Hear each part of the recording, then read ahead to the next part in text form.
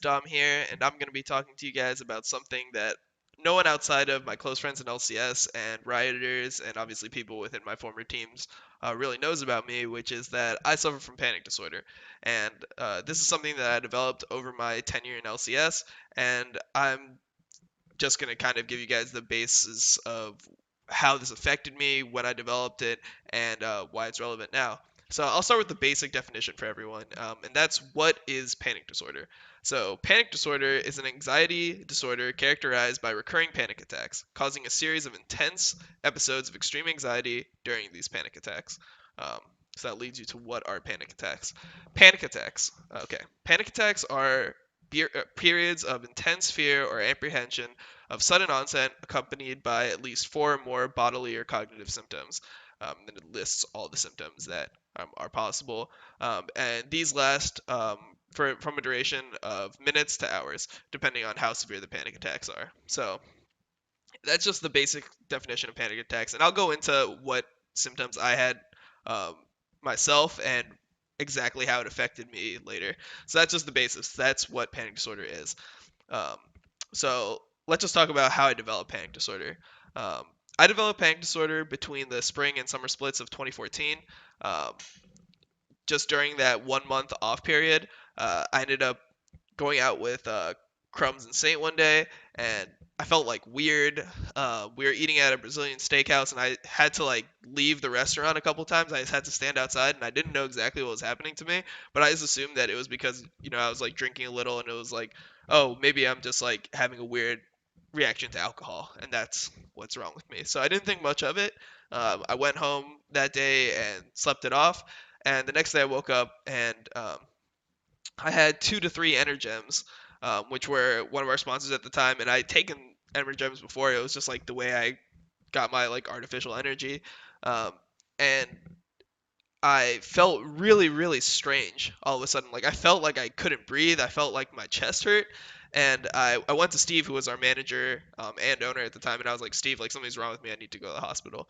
So Steve took me to the hospital. We waited in the emergency room for like 4 to 5 hours. I still didn't get processed because like I wasn't in like the most acute stage, I guess, where I like the people at the hospital didn't think, oh, this guy needs immediate help right now. So we waited in the waiting room for 4 to 5 hours, and after a while, I just started feeling better. I'm like, okay, this is weird, but I don't really know what's happening.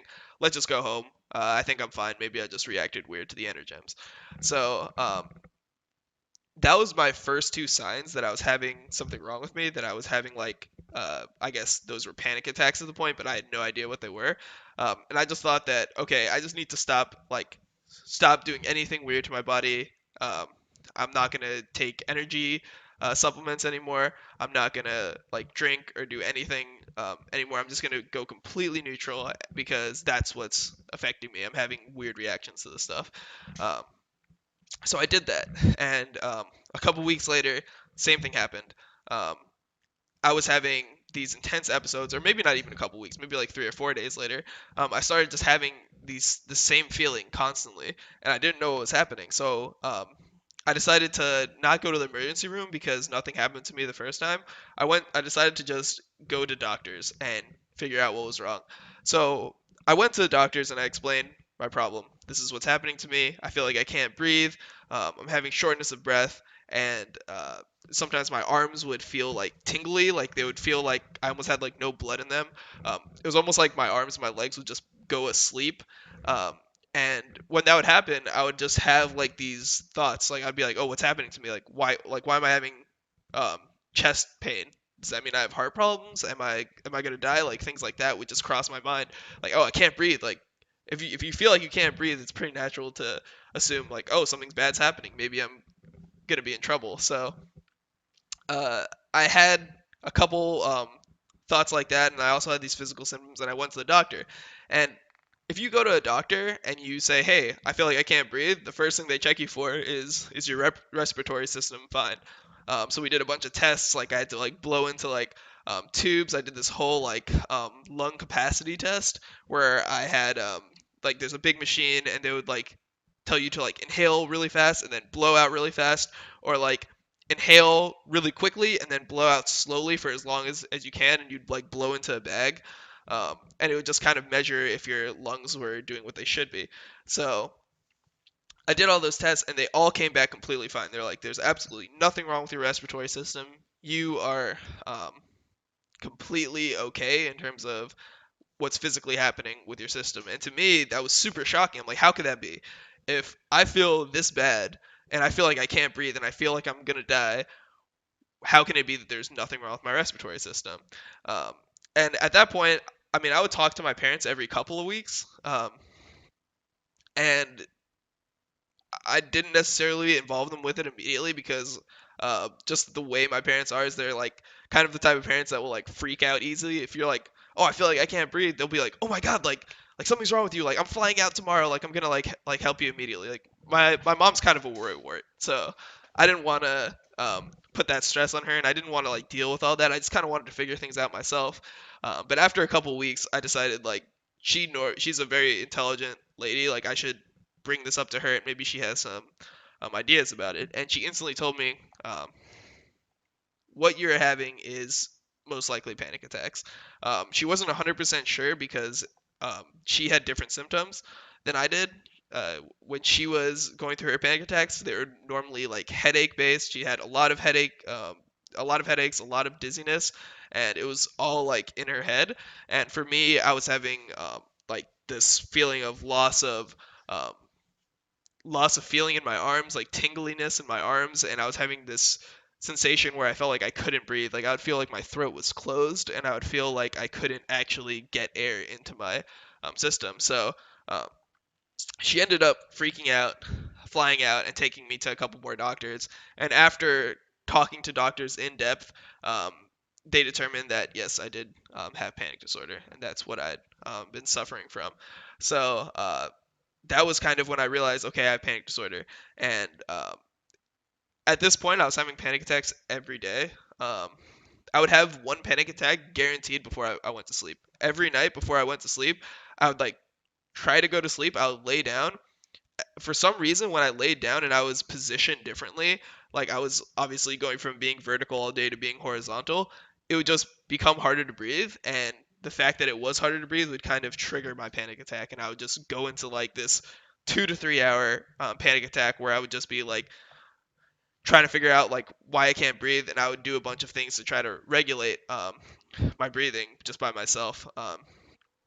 So the basic methods that I used to cope with my panic attacks were talking to people because when you talk, you normally regulate your breathing.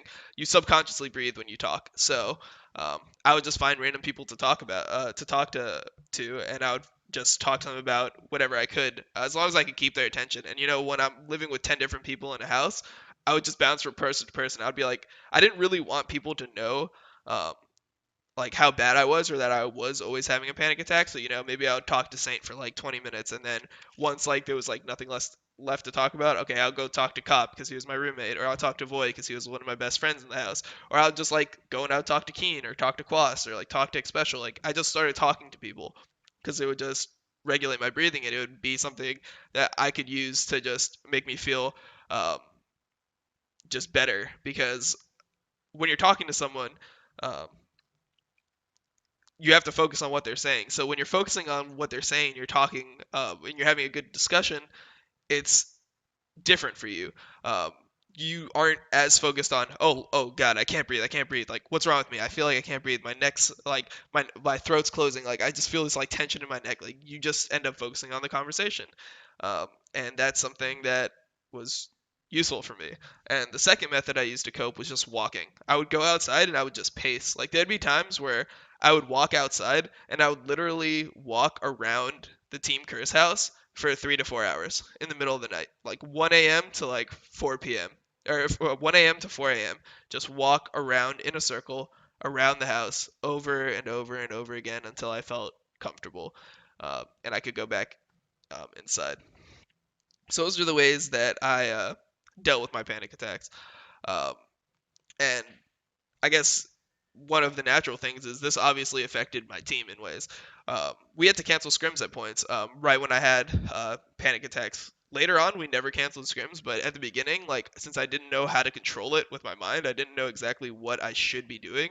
Um, I would just feel, oh god, I'm like having this fucking panic attack. I can't do anything. I just can't scrim. Like I can't do it. And I would go out and I would talk to people, do my like walking around the house, and we would just have to straight up cancel. Or there was times where we would have to pause the scrim for like 15, 20 minutes, and we'd be like, oh, what's happening? Oh yeah, just Dom's just like taking a shit or something. Like that's what like we tell them. But it's like, no, I'm having a panic attack. And I'm just walking around the house over and over again to try to like make myself feel normal. So that was one of the methods that I used to cope, and that was what happened during my scrims.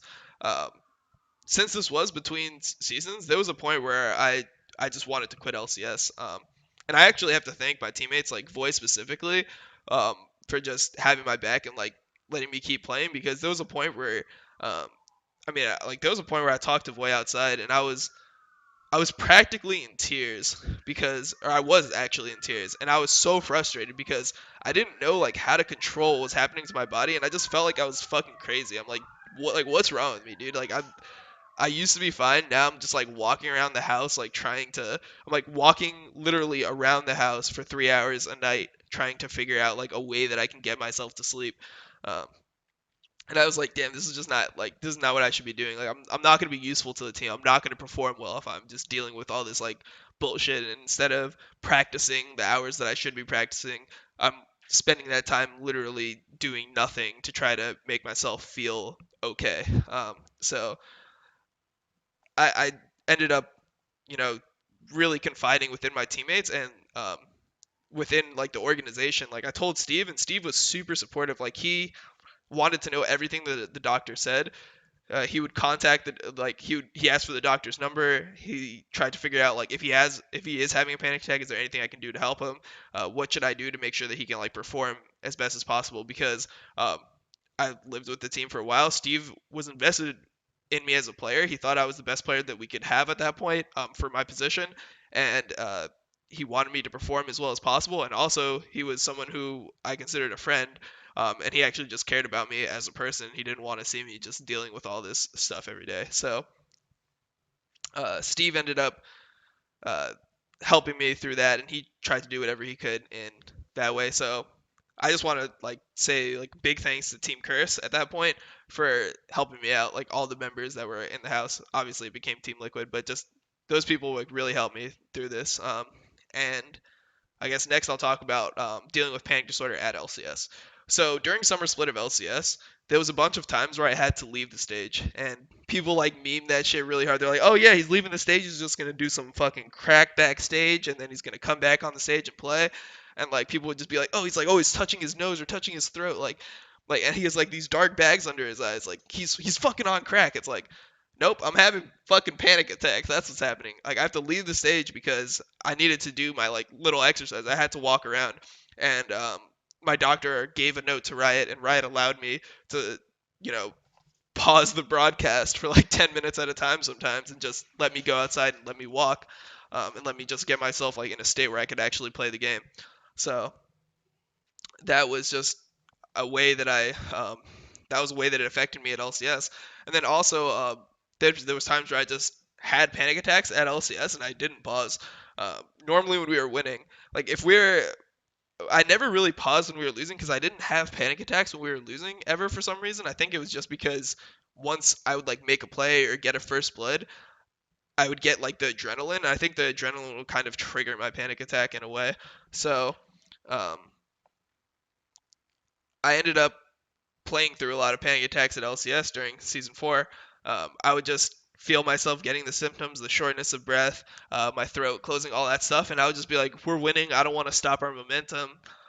Let's just finish it out." And sometimes it would affect my like decision making, my ability to like really focus on what was happening. Um, Specifically in summer split, like during season five, it was a lot less severe. I'd already kind of mastered what I needed to do to control myself, but at season four summer split, there was times where I would like get a first blood, or like I think there was one time in a TSM game versus Dyrus where I killed him a couple times, and then I started having a panic attack and it was like 4 minutes, but I'm like, oh shit, I'm like so far ahead right now. I'm level 5 even like 4 minutes and I've got like 2 kills. I can't pause or we'll lose so much momentum. I just need to like play through it. And there was a bunch of times where I would think to myself rationally, like, oh, I need to do this. I need to get 2 wards. I need to get deep wards, buy boots, and go into their jungle. And because I was like not completely present mentally, I would just do things opposite of that. Like I would just go back to solo queue habits. Be like, all right, let me just grab 2 longswords and just try to like clear my jungle and not provide vision for the team. And it ended up working out a lot of the time because I would just end up super strong. But um, there were specific times where I would notice that it was affecting my mentality, like in game, because I wasn't able to actually think about what was happening, and I was kind of sidetracked with the like, don't freak out, like like just the things that you tell yourself when you're having a panic attack, which is like you've had this before, nothing's ever happened to you before, which means that nothing's gonna happen to you now. Um, like you can breathe, you're definitely breathing, you're talking to your teammates. If you like rationalizing to yourself and to your body that you're actually fine.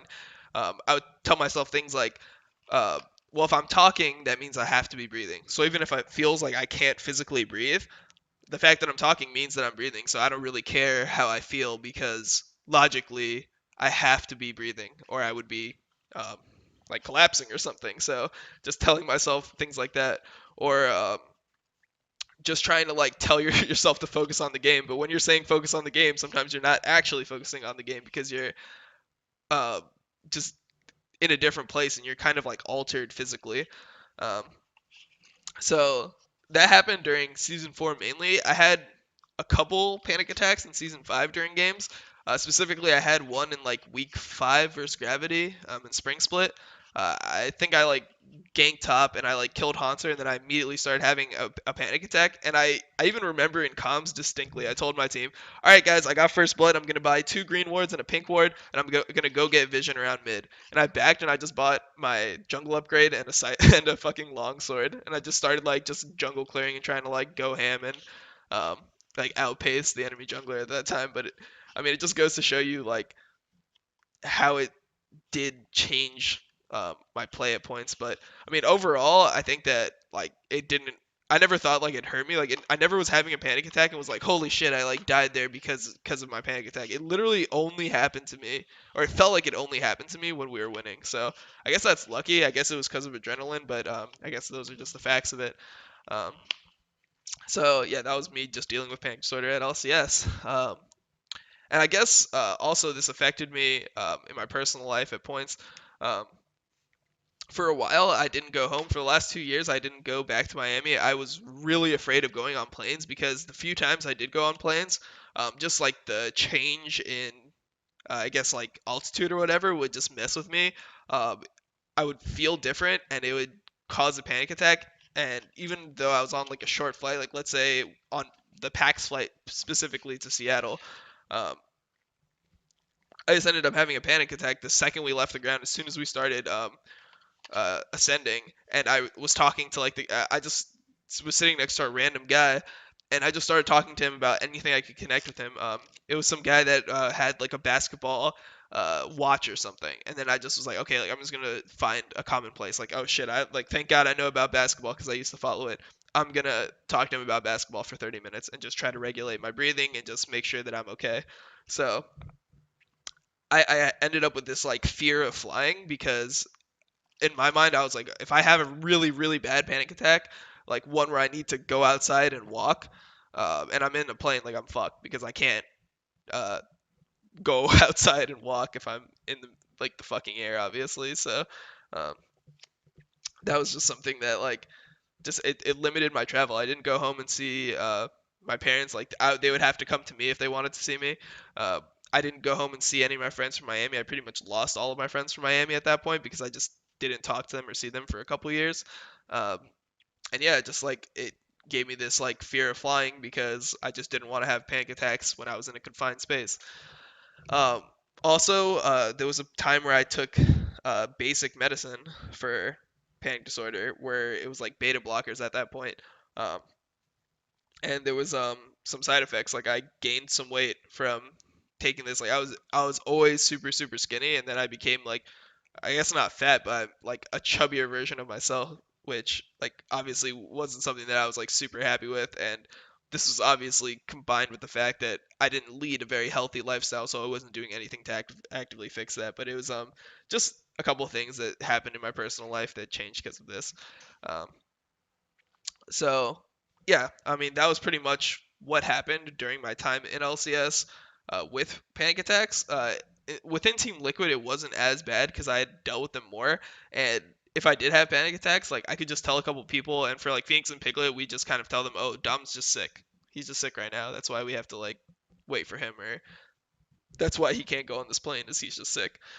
So um, yeah, we did that with Team Liquid, and I'm actually really happy that over time I ended up kind of getting used to having panic attacks, and now my panic attacks are much shorter and they're much more rare than they were. Like it went from me having panic attacks every day to now I have one maybe every month, and when I do, it's only like 10 minutes long, and sometimes I don't even notice it. Like I'll obviously notice when I start feeling the symptoms of a panic attack. I'll feel the shortness of breath. I'll feel like the tightness within my throat. But I can literally just quickly like focus on something else. I'll be like, okay, whatever. I'm having this panic attack. Let me just play this game of League.